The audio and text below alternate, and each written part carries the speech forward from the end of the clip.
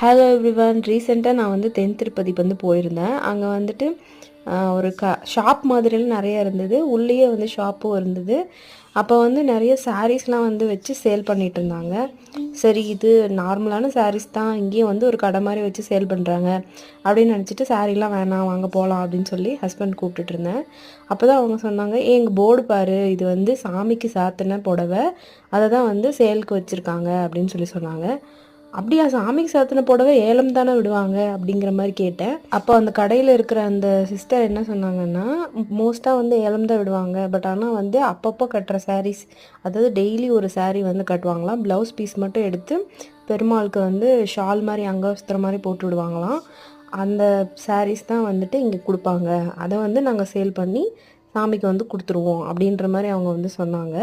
So அதுதான் இப்போ நீங்கள் பார்த்துட்ருக்கீங்க. இந்த 2 சாரியில் எது என்னோடய சாரின்னு கரெக்டாக சொல்லுங்கள், நான் பின் பண்ணுறேன். ஃபுல்